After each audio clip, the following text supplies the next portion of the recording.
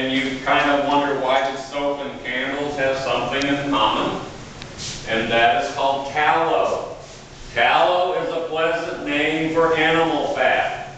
We harvest the animals for the meat, the fur, the leather, the blood, and the bone. It's still to this day, every bit of it gets used. So this is tallow. My grandmother made her tallow candles, her lye soap.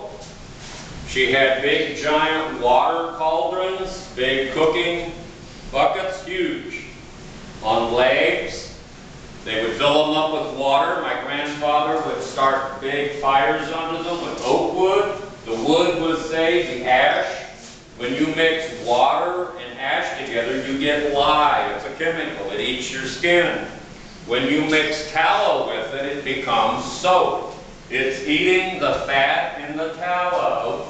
Then you can scrub your hands, it lathers up. She made her candles this way. Her neighbor kept bees.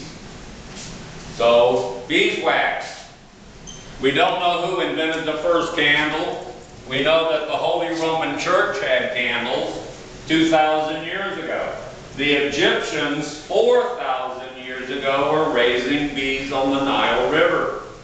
They were gathering the honey, and they were using the beeswax.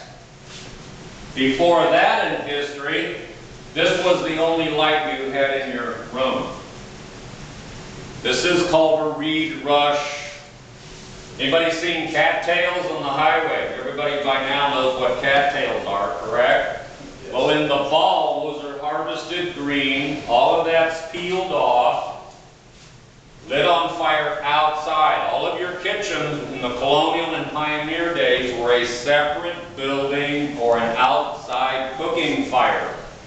The place you slept, you didn't want it to burn down because at night you would have no place to sleep. If your kitchen burned down, you could build a new kitchen. It might take you a week. You could still cook outside, but if your sleeping quarters burned down, you were in trouble. So this would be lit on fire, brought into the house, and put in this thing. This is a reed rush lamp holder. It's a replica of one from England. Now, as soon as you start looking for artifacts in the 13 colonies, the original colonies, these are very rare. So that tells us that America was so full of game, so full of wild animals, that they started harvesting the tallow. They started taking care of their bees. Did you know there were no bees in America until the colonialists came? There wasn't one bee in Canada